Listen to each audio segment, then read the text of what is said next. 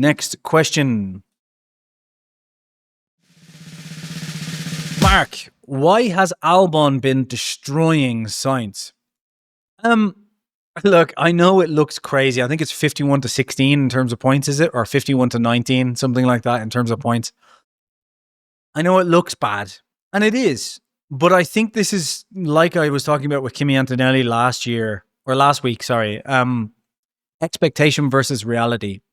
I think it was always going to take 6 or 7 races for Sainz to get on top of the car, and I think that kind of happened. I do think he got on top of the car to an extent. But look, I think this has just kind of shown what we were wondering last year, because the question was always, is Albon actually that good, or has it just been his teammates? You know, because when Franco Colapinto showed him up and then this season comes in and doesn't do great, you think to yourself, well, clearly Albon isn't that good then, so Sainz must be terrible. And I think, and maybe this is just my bias because I like Colapinto, I think it's not the case, and I think Colapinto is better than we see right now, for example. And I think the car last year was difficult. I just think there's so many variables in F1, to be frank, that it's hard to make these definitive decisions. But basically, I think Albon is a brilliantly capable driver. I don't think he's top tier, but I also don't think Sainz is top tier. But I think drivers like Albon and Sainz are the closest to those top tier drivers. I think they bang on that door, but they're just not quite allowed inside of that entry of the kind of 8, maybe 7 or 8 drivers on the grid who are those proper top tier world champion class drivers, you know. And I think Sainz and Albon are just outside of that. So I think this is kind of confirmed that Albon is up there. I do think Sainz will potentially outshine him and be better, because I do think Sainz has a bigger upper limit than Albon has, and I think he's more capable of adapting as things change, especially as we go into 2026.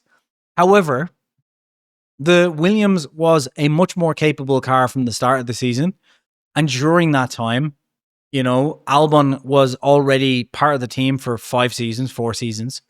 Sainz was adapting, so he loses a big sloth of points there, which is to be expected. So I think that gives you that big kind of difference in the swing, 51-19.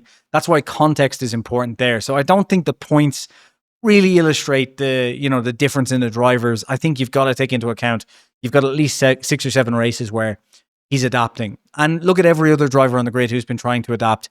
6 or 7 races, easy. You know, Hamilton's going to be 19, 20 races by the looks of it. I'm really digging him this week because I gave him slack last week, I think, but, you know, doesn't matter. Anyway, doesn't matter. And then on top of that, I do think, and I don't want to be this guy, but I do think there is some truth to when Sainz finally kind of started to get on top of the car. He's had a really bad run of bad luck. He's had DNFs that are kind of not of his fault. So has Albon, to be fair, but, you know, DNFs when he's running in the points. You know, he had Silverstone where Leclerc took him out, no fault of his own. So I do think he has just had some bad luck as well throughout the season. And that does happen.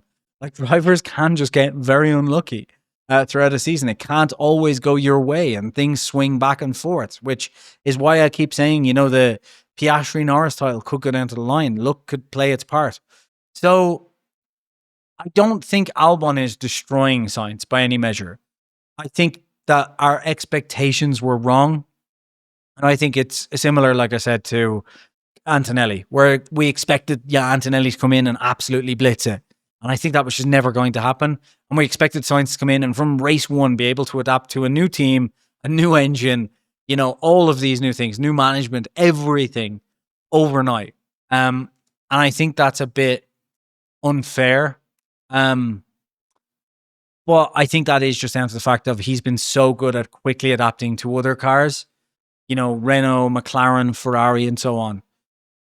But I do think these cars, this generation, has been so much more difficult to adapt for every driver at every team change that we should probably just expect it to happen, you know?